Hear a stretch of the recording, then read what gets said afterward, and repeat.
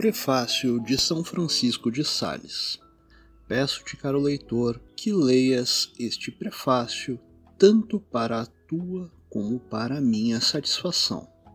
Uma mulher por nome Glicéria sabia distribuir as flores e formar um ramalhete com tanta habilidade que todos os seus ramalhetes pareciam diferentes uns dos outros. Conta-se que o célebre pintor Pausias, tendo procurado imitar com seu pincel tamanha variedade, não o pôde conseguir e declarou-se vencido. De modo semelhante, o Espírito Santo dispõe e arranja com uma admirável variedade as lições de virtude que nos dá pela boca e pela pena de seus servos. É sempre a mesma doutrina apresentada de 1000 modos diferentes.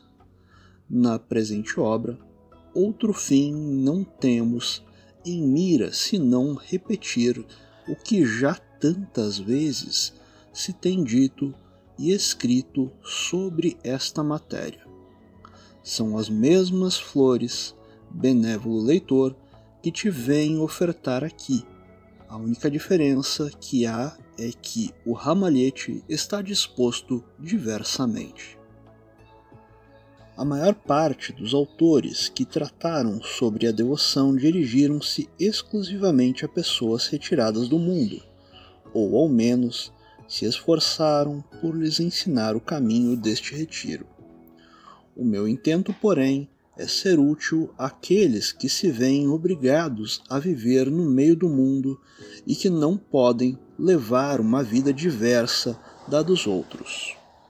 Acontece muitas vezes que estas pessoas, sob o pretexto de uma impossibilidade pretensa, nem sequer pensam em aspirar à devoção.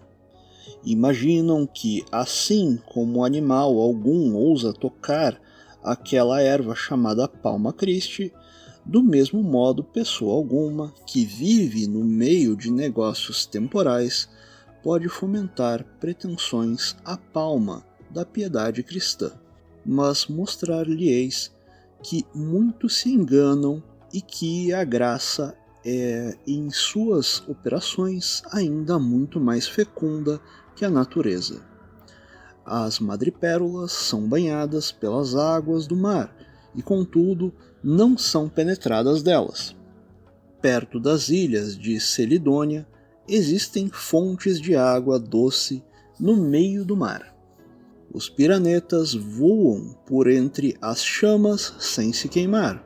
As almas generosas vivem no mundo sem impregnar-se do seu espírito. Acham a doce fonte da devoção no meio das águas amargas das corrupções mundanas, sem queimar as asas de santos desejos de uma vida virtuosa.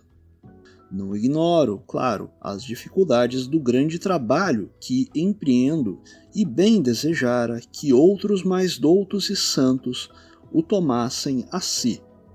Todavia, apesar da minha impotência, farei o que possível for da minha parte para auxiliar esses corações generosos que aspiram à devoção. Não era meu desejo nem minha intenção publicar esta obra.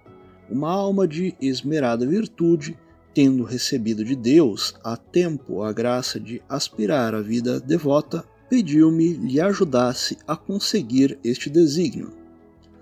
Muito devia eu a essa pessoa, que, aliás, eu julgava plenamente disposta para esse árduo trabalho. Considerei, pois, como um dever instruí-la o melhor possível, deixando-lhe uma direção por escrito que lhe poderia ser útil num futuro. Aconteceu que essa obra caiu nas mãos de um santo e sábio religioso que, tendo em vista o proveito que muitas almas daí poderiam aurir, me aconselhou publicá-la. De bom grado anuí ao seu conselho, porque esse santo homem tinha grande influência e autoridade sobre mim. A fim de aumentar um pouco a utilidade desta obra, eu a revi e pus em ordem, acrescentando diversos avisos e conselhos conforme me permitia o pouco tempo de que disponho. Ninguém procure aqui uma obra escrita com esmero. É apenas uma série de avisos que julgo necessários e a que procurei dar uma forma clara e precisa. Quanto aos ornamentos de estilo, nem sequer pensei neles. Tenho mais o que fazer. Dirijo minhas palavras a Filoteia, porque Filoteia significa uma alma que ama a Deus, e é para essas almas que escrevo. Toda a obra se divide em 5 partes. Na primeira, esforço-me por meio de alguns avisos e exercícios a converter o simples desejo de Filoteia numa resolução decidida, tomada depois da confissão geral por uma protestação firme e seguida da Sagrada Comunhão. Esta comunhão em que ela se entrega inteiramente ao Divino Salvador, enquanto o Salvador se dá a ela, fala entrar auspiciosamente no amor divino. Para a levar adiante, mostro-lhe 2 grandes meios de se unir mais e mais com a majestade divina: o uso dos sacramentos pelos quais Deus vem a nós e a oração pela qual nós vamos a Deus. Nisto consiste a matéria da segunda parte.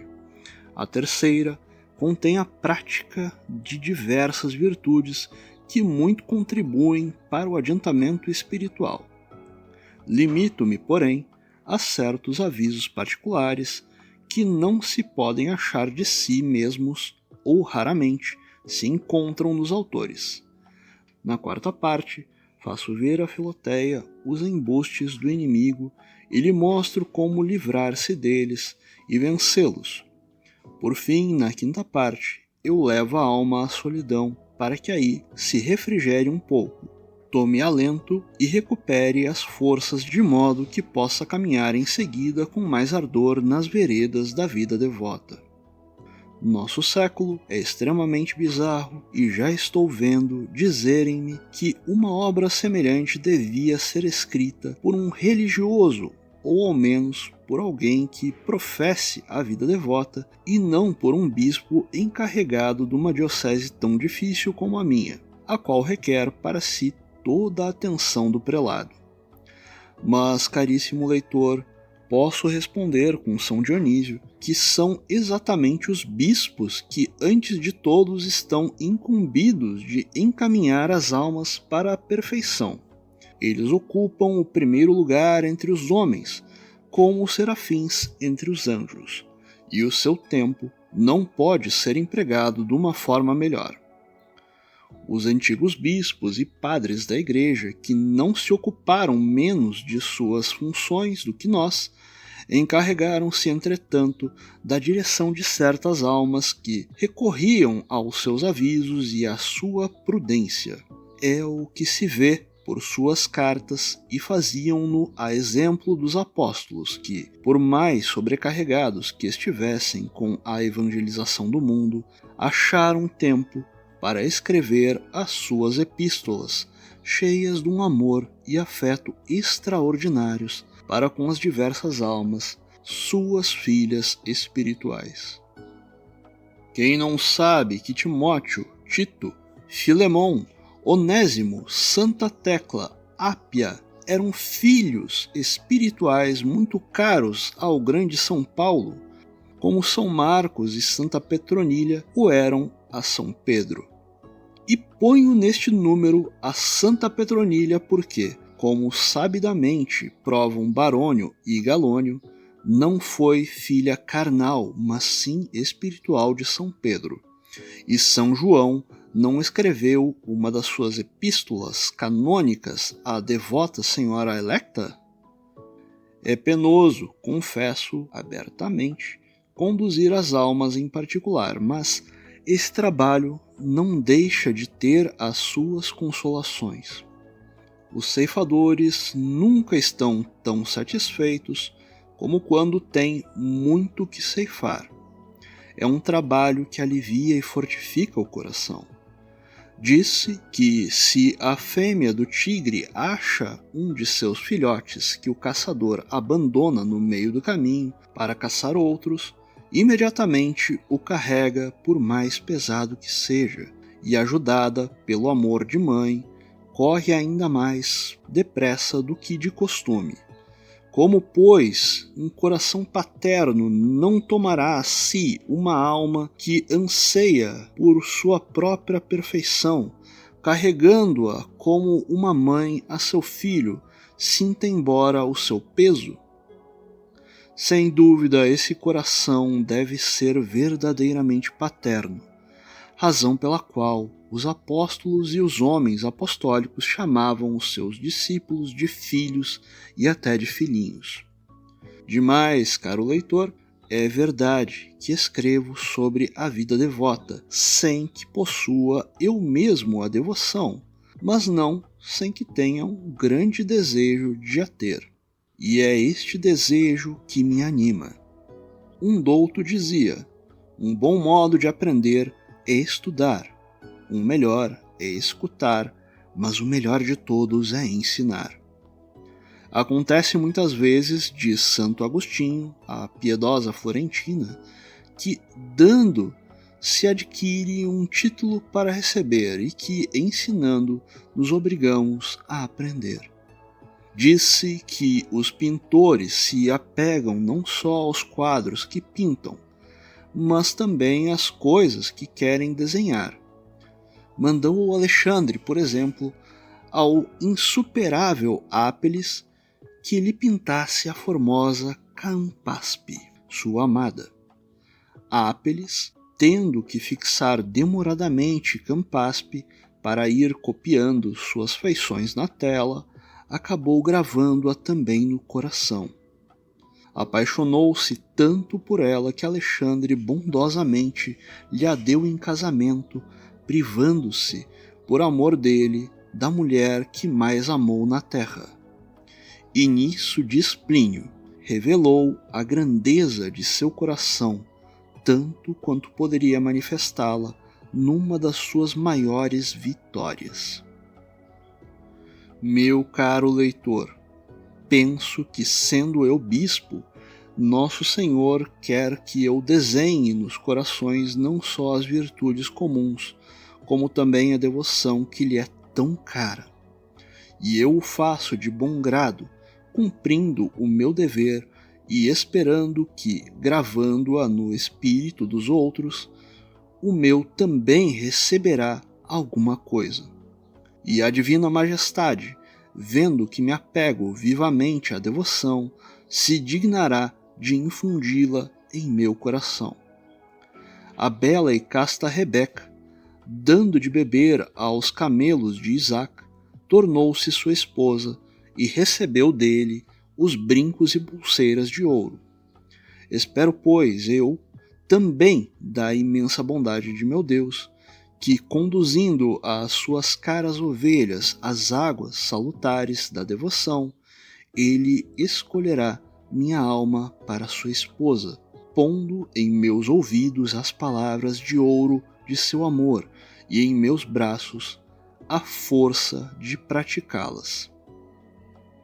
Nisto consiste, pois, a essência da devoção verdadeira que suplico à Majestade Divina de conceder a mim e a todos os membros da Igreja, a qual quero submeter para sempre meus escritos, minhas ações, minhas palavras, minha vontade e meus pensamentos. Annecy, no dia de Santa Maria Madalena, 1609. Um breve jabá. Eu estou fazendo, Recortes, uma promoção para os meus ouvintes. Doe via tipa.ai/recortes da hora e concorra a um Kindle 11ª geração do dia 26 de 11 de 2023, mais conhecido como 26 de novembro deste ano. Então, doou mais, tem mais chance de ganhar. Link também aqui na descrição do vídeo. E era isso, querido ouvinte, espero que tu estejas gostando. Não deixe de comentar e dar um joinha no vídeo, que ajuda bastante. a gente. Um grande abraço e até mais.